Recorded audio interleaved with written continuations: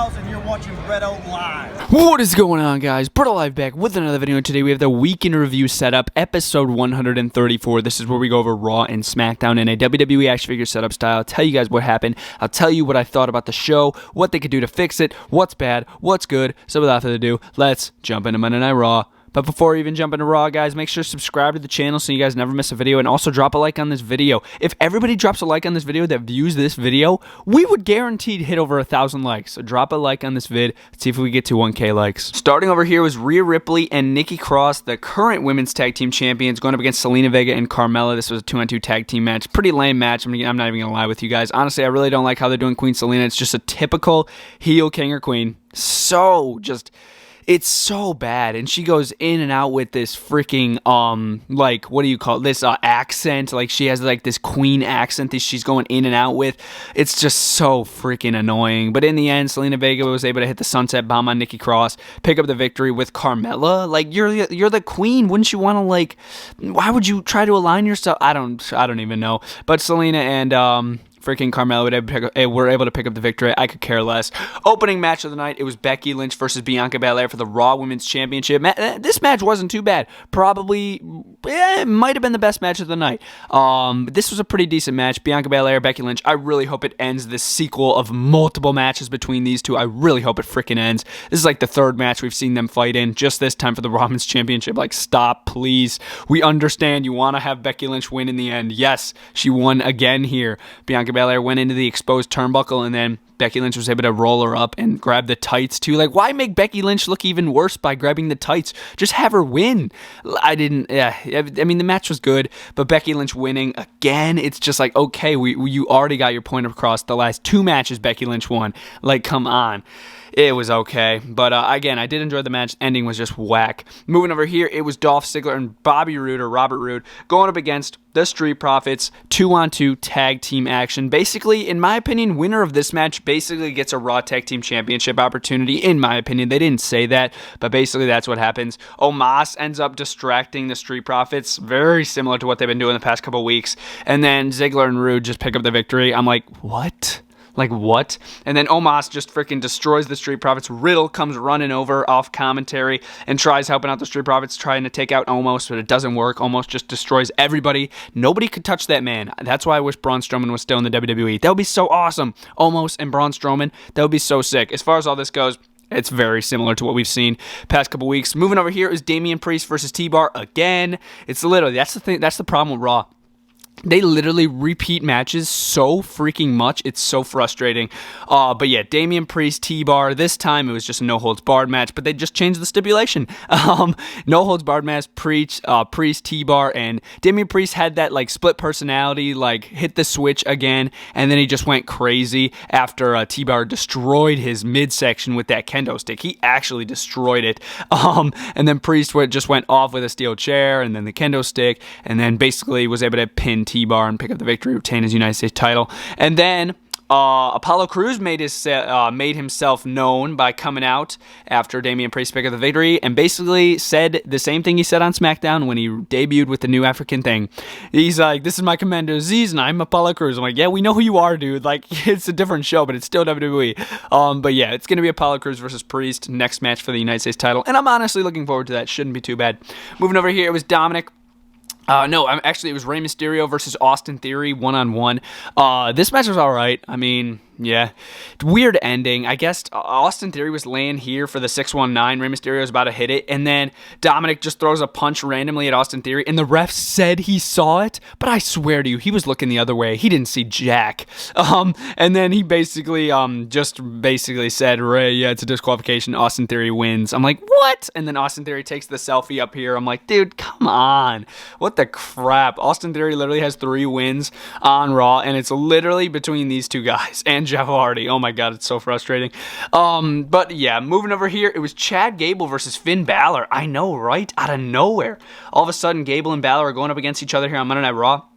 It was an okay match. In the end, we saw a superplex off the top rope, and then Finn Balor was able to turn it into an inside cradle to pin Chad Gable. I'm like, interesting. I'm really surprised they didn't just end this match with a coup de grace, Finn Balor picking up the victory, but I'm so glad, I gotta admit, I'm very glad that Finn Balor was actually able to pick up the victory here on Monday Night Raw in a match. Oh my gosh, he never wins, so I'm so glad he was actually able to pick up the victory. Over Chad Gable, it's still a victory, I will say that. And over here, main event of the show is Big E versus the Big O. Kevin Owens versus Big E.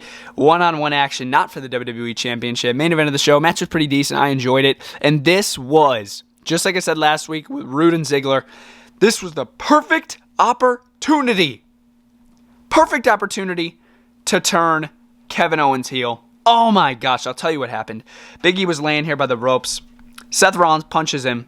Just like this, and then the ref's like, oh, it's a disqualification, it's over, very similar to what we saw over here, and then he's like, yeah, it's over, Big E wins. I'm like, oh my god, are you serious? And then Seth Rollins was walking away, and he's like, wait, what happened, I thought that was kind of funny, yeah. So Big E wins with disqualification, and then Kevin Owens is like, I'm sorry. I'm like, what? Because he said he didn't know what happened with Seth and Big E, the punch over here. I'm like, Kevin, why are you saying sorry? Beat up Big E, what the heck? And then Big E picks up Kevin Owens and hits him with the big ending. I'm like, what the crap? Literally. Like, that literally should have been Kevin Owens hitting the stunner on Big E. Like, what? Come on, dude. It should have been Kevin Owens turning heel, not joining Seth Rollins, but just, I don't know, it just would have helped it, like, to turn KO heel. And he also mentioned his contract running out soon, so maybe he's going to AEW, because literally WWE is pathetic.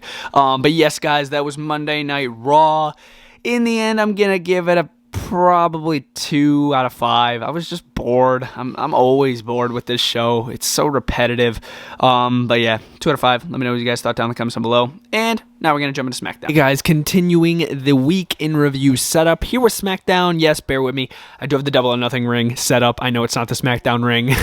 Completely opposite. AEW, WWE. But yeah, bear with me. Again, I just want to keep this set up. Get a little product shot, show more of the ring. The review is on the channel if you guys want to check out the review video on the Double or Nothing ring. But yes, without further ado, we are going to jump into the SmackDown side of things. It was the opening match of the night. It was Shayna Baszler versus Naomi. And honestly, they dragged this way too much. The first 2 weeks when Naomi and Shayna were feuding, I'm like, okay, this is actually kind of cool. I'm getting with this. But then they just started dragging it and dragging it and dragging it. I'm like, this is getting way too old. So basically this time it was Shayna Baszler versus Naomi, one-on-one, regular referee. I'm like, oh, this is actually kind of cool. Regular referee, we're going to get a real winner. Here we go. Naomi was able to pin Shayna Baszler. I'm like, wow, here we go. Awesome.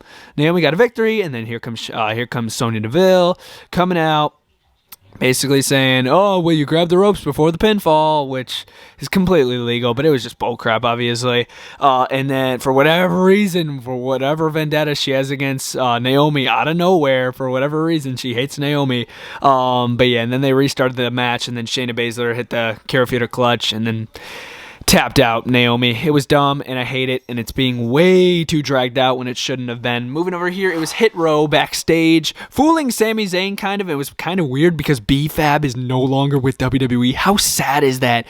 Literally, she was only on SmackDown once, and then she's gone. That's insane. So, Hit Row is down to 3 guys now. Shantae Diadonis, you got Isaiah Swerve Scott, and Top Dollar. And basically, they just fooled Sami Zayn, saying that they want Sami Zayn to guide them and this and that. And then basically, they just said, no, we don't need you. We're just messing around. And then they just sent him away. It was kind of dumb. Not what I would have done, but it was all right. Moving over here, it was an episode of Happy Talk with Happy Corbin and Madcap Moss. Special guests, the Viking Idiots. And the Viking Idiots came out. They were ready for a fight. Turned into a tag team match. Viking Idiots versus the Happy Men. And the match was all right. It wasn't my favorite match of the night for sure. In the end, Madcap Moss and Happy Corbin basically just got too afraid to face the Viking Raiders. And then they basically just ran away. Got counted out. Super disappointing and lame. Moving over here, it was Angel Garza and Humberto Carrillo with a brand new name, the Los Letorios or something like that. I'm kind of into this. I could definitely get behind this. Angel Garza and Humberto Carrillo, they tag pretty well together. They look similar. They're cousins in real life. I think it's pretty cool. They went up against Cesaro and Mansoor. Oh, why? You couldn't put him up against a real tag team? They put him up against Cesaro and Mansoor, not the team that I would have put him up against. But anyways, Angel Garza and Humberto Carrillo were able to pick up the victory. I thought that was pretty cool, but at the expense of Cesaro, what? Come on, dude. I was not a fan of that. But anyways, Angel Garza and Humberto Carrillo were able to pick up the victory, and I'm kind of happy with that. But Cesaro was just, seeing Cesaro get pinned was so heartbreaking because he had something going with his feud with Reigns, and then it was just nothing. But yeah, again, cool to see the Los Latorios, something, pick up the victory. I thought that was kind of cool. Oh my God, the most disappointing thing on the show right here. So disappointing. Drew McIntyre open challenge, and I'm like, oh my God, who is going to respond to this? None other than Ricochet. Ricochet, the guy that I was so excited to see get drafted here at SmackDown. I'm like, this is his big opportunity to take his talents here to SmackDown, the land of opportunity. This is going to be awesome. He is going to start getting some victories, maybe get the Intercontinental Championship. And then Drew McIntyre, he responds to, the open challenge of Drew McIntyre and loses. Oh my God. Yes, it would have been a risk having Drew McIntyre lose to Ricochet. It would have been a risk, I got to be honest. But I think it was a risk worthy of taking. I think it would have been no problem giving this victory to Ricochet, giving him some momentum on SmackDown, but they didn't. It was a wicked Claymore to end the match. Like, Ricochet was going for a high-flying maneuver, Claymore in midair.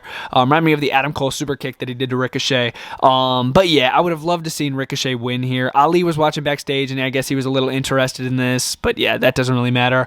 But yeah, Drew picks up the victory, and I really freaking wanted to see Ricochet win, but whatever. Moving over here, beginning of the show, Jimmy Uso needed to get a little redemption over the New Day because he was the one that got pinned last week in their tag team match, so he asked for a match later in the night against Xavier Woods, one-on-one. Loser has to bow down to the other, so I thought that was kind of cool.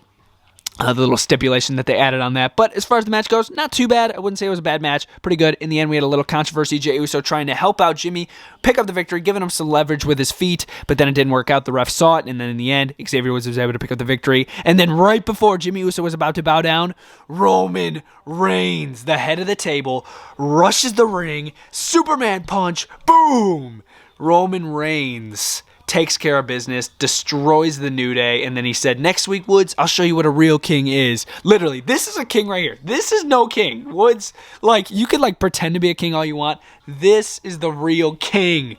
The big dog, the head of the table, the tribal chief, the universal champion. Come on. But yeah, pretty cool way to end the show. The only good thing about SmackDown right here, Roman Reigns, literally the only good thing. But yes, guys, that has been the week in review setup in the AEW Authentic Scale ring. But yeah, as far as SmackDown goes this week, I'm probably going to give it a 3 out of 5. It was okay. Kept me entertained for some parts of the show. Decent matches. Favorite thing was Roman Reigns. But as far as the entire show goes, just a little bored. I'm honestly going to give it a 2.5 out of 5. It just wasn't that good. But yeah, that was a week in review. Really big enjoyed. Let me know what you guys thought down in the comments below. I'll see you guys next time. BrettO Live out.